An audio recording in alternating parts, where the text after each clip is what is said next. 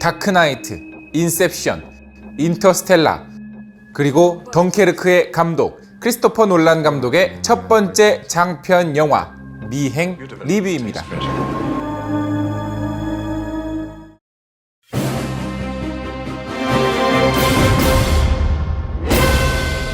백수이자 작가인 주인공 빌은 호기심 때문에 사람들을 미행하는 버릇이 있는데요. 그러던 중 한 남자를 미행했는데 하필이면 이 남자 자신의 미행을 눈치챘습니다. 그런데 알고 보니 이 남자는 빈집털이를 하는 도둑이었는데요. 둘은 묘한 공감대를 형성하며 같이 이 집 저 집을 들락거리며 사람들을 관찰하고 물건을 훔치고 분석하는 데 시간을 보냅니다. 그렇게 미행과 도둑질에 빠져버린 빌은 자신도 모르는 사이 함정에 빠지게 되는데요. 과연 그의 운명은 어떻게 끝이 날까요? 미스테리, 스릴러, 느와르 영화입니다. That's it. I mean, if you've got any questions, then. Why not two?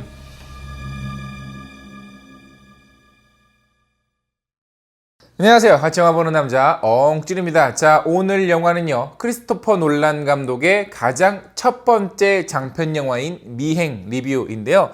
뭐 다른 거를 다 떠나서 요새 이제 뭐 덩케르크가 곧 이제 개봉을 한다고 하길래 인터넷에서 찾아보니까는 그의 첫 번째 장편 영화를 좀 저렴하게 인터넷에서 팔더라고요. 그래서 이렇게 DVD로 다시 보고 여러분들께 또 리뷰를 해드리는 것도 좋을 것 같아서 준비를 좀 해봤습니다. 그래서 오늘은 이 영화가 흑백 영화예요. 그래서 오늘 리뷰도 이렇게 흑백으로. 일단 이 영화 미행은요, 총 6,000달러라고 하는 아주 적은 저예산으로 제작된 영화입니다. 그리고 크리스토퍼 놀란 감독이 메멘토를 찍기 바로 이전에 만든 작품으로 다수의 영화제를 돌아다니면서 굉장히 화제가 됐던 작품이고요. 그리고 여기에 이제 써 있는 것처럼 로테르담 영화제에서 타이거상을 수상을 하면서 명성을 알리게 된 영화이기도 합니다. 또 이 영화는 98년 부산영화제에서도 상영을 한 적이 있어요. 일단 70분짜리 이 영화는요, 흑백 16mm 필름으로 촬영이 됐고요.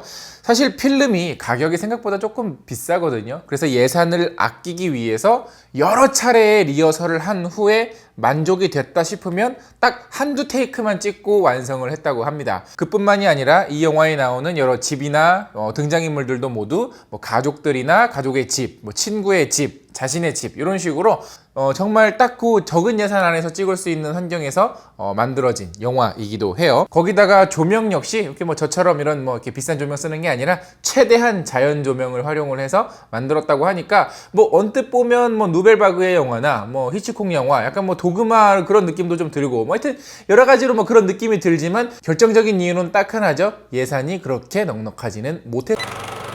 일단 이 영화는 크리스토퍼 놀란 감독이 메멘토에서 보여준 편집의 순서를 뒤바꿈으로 인해서 새로운 내러티브가 만들어지고 새로운 미스터리를 관객들에게 던져주는 그 기법이 아주 잘 살아있는 영화입니다.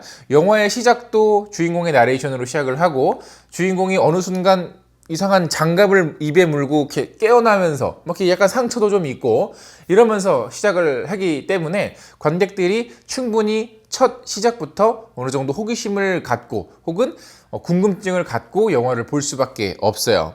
그래서 혹자들은 이 영화가 좀 더 많은 예산, 좀 더 여유로운 환경에서 제작이 됐더라면 뭐 놀란 감독의 아주 뭐 내놓을 만한 수작 중에 수작이 되었을 것이다 라고 얘기는 하는데 뭐 근데 뭐 놀란 감독님은 뭐 내놓는 것마다 수작이니 뭐 그렇게 칭찬을 안 할래야 안 할 수가 없는 게 이 영화는요, 일단 시나리오가 너무 좋습니다. 대사도 너무 좋아요. 특히 미행, 도둑질 이렇게 어떤 은밀한 범죄 행위, 일종의 길티 플레저를 하고 있는 주인공들의 심리 상태를 아주 설득적으로 묘사를 하고 있습니다. 그래서 처음부터 주인공이 나는 왜 미행을 하는지, 미행이 나에게 어떤 의미인지를 설명을 하고 관객들이 금방 납득이 되죠. 그리고 중간에 도둑질을 하고 있는 코비라고 하는 인물이 나타났을 때도 그 인물이 왜 도둑질을 하는지, 도둑질을 하면서 그냥 물건을 훔치는 게 아니라 뭔가 의미도 파악하고 뭐 여기서 어떤 좀 장난질도 쳐놓고 하는 이유들에 대해서 다 설명을 해주는데 굉장히 납득이 됩니다. Take it away. Show them what they had.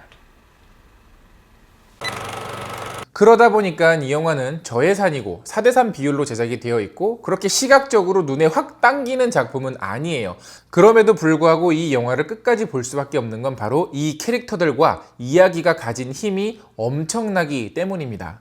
특히 주인공만 어떤 미스테리가 있는 게 아니라 이 영화 속에 등장하는 총 3명의 인물도 각각의 미스테리를 가지고 있어요. 이런 단서들을 잊을만할 때쯤 되면은 관객들에게 툭 던져놓고 또 해결해주고 또 툭 던져놓고 해결해주고 툭 던져놓고 해결해주고 이게 이제 반복이 되면서 관객들이 끝까지 영화를 볼 수밖에 없게 만드는 힘을 가지고 있습니다.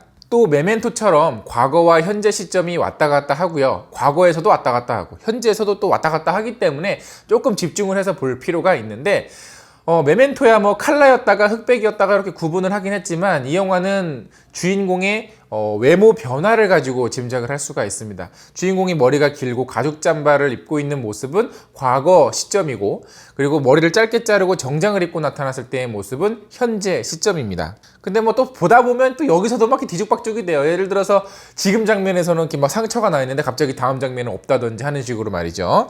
그런데 끝까지 이 영화를 보시면 이 모든 장면들이 마치 이 퍼즐 조각을 맞추듯이 다 하나하나 말이 된다는 사실을 아실 수가 있어요. 그러니까 뭐 그냥 정말 뜬금없이 야 저런 장면을 왜 갑자기 집어넣은 건데 라고 생각이 들다가도 영화를 다 보고 나오면 참 재밌는 사실은 크리스토퍼 놀란 감독이 배트맨 시리즈의 감독이잖아요. 그런데 이 영화 속에서 주인공의 집이 이 방 번호 대신에 배트맨 로고가 붙어 있습니다. 배트맨 감독을 그때 이미 예언하기라도 한 걸까요? 우연치곤 참 재밌는 우연이죠.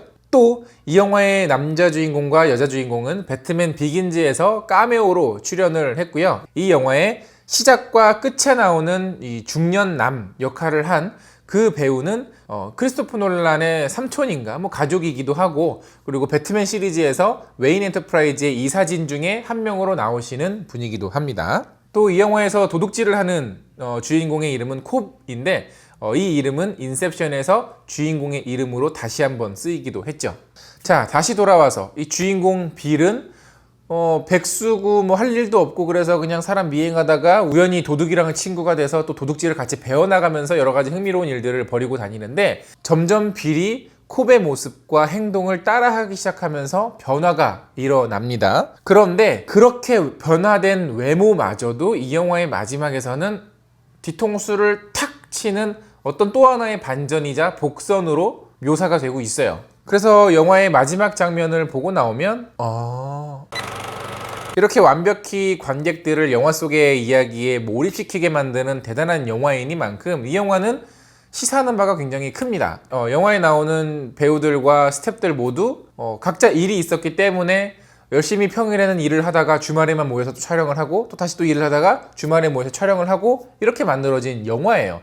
그럼에도 불구하고 영화의 완성도는 상당히 훌륭하고 이야기도 탄탄하고 내러티브도 좋고 복선 뭐 여러 가지가 다 좋습니다. 그러니까 중요한 거는 어떤 대규모의 예산이 아니라 좋은 이야기, 좋은 캐릭터, 그리고 완성도 있는 만듦새가 바로 영화의 재미를 판단하는 큰 요소가 된다는 거죠. 그리고 예산을 절약할 수 있는 아이디어가 있다면 또 그것을 실천하는 건 역시도 감독의 능력이지 않겠습니까? 이야기 역시 관객들에게 끊임없이 미스테리를 던져주고 해결하고 던져주고 약간 밀당 같은 것도 조금 하면서 관객들의 집중력을 이끌어내고 있으니까 뭐 화려한 비주얼, 때깔 뭐 이런 것보다는 기본에 충실한 영화들이 뭐 어떻게 만들어도 재밌게 볼 수밖에 없는 겁니다. 크리스토퍼 놀란 감독은 영화 학교를 다니거나 영화를 만드는 거를 제대로 교육을 받아본 적이 없어요. 그냥 어렸을 때 7살 때 아버지가 선물로 준 슈퍼 8mm 카메라 하나가 그의 영화 교육의 전부였습니다. 그렇게 자연스럽게 뭐 장난감 가지고 모션 캡처도 만들고 이것저것 영화도 만들어 오면서